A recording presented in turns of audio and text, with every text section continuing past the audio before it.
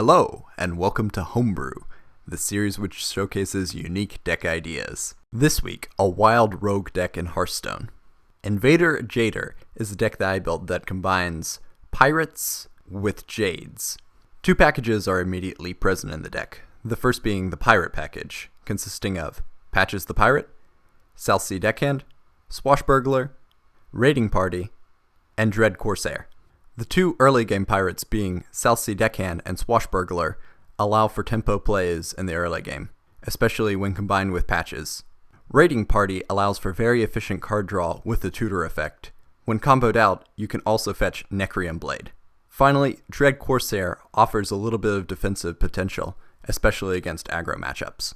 The second package is the Jade package, consisting of Jade Shuriken, Jade Swarmer, Jade Spirit, and Aya Blackpaw. The Jade package offers a bit of longevity and late game threats.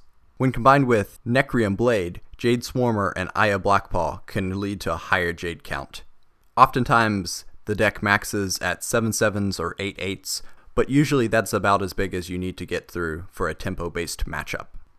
Outside of the two packages, there are two copies of Backstab, which is good for early game utility, especially dealing with aggressive strategies, as well as enabling combos like your SI7 agent.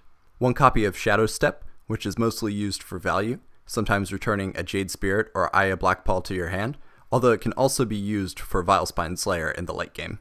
Two copies of Necrium Blade, which plays well with the Death Rattles in the deck, the main target being the two Jade Death Rattles, although sometimes use with Myra Rotspring is also advantageous.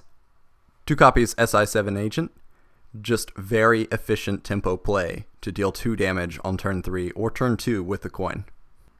Two copies of Stonehill Defender add a little bit of longevity to the deck with the Discover effect, and I opted for Stonehill Defender over Tar Creeper because the deck already has a pretty favorable aggro matchup, but sometimes needs the added value when going into longer games against control decks.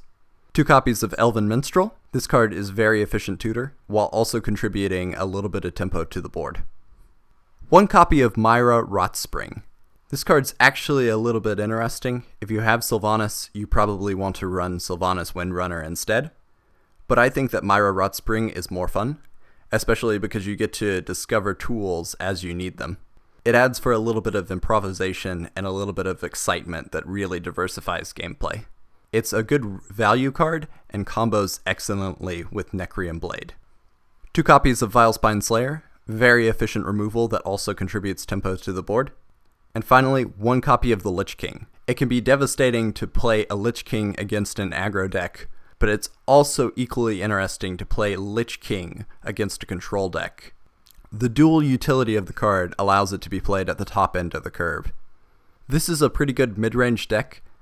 I had a tremendous run in Wild Ranked. I actually got all the way to rank 8 fairly easily with just running this deck, and overall it's a blast to play. There are definitely some improvements that could be made, but I think that this deck is a good start.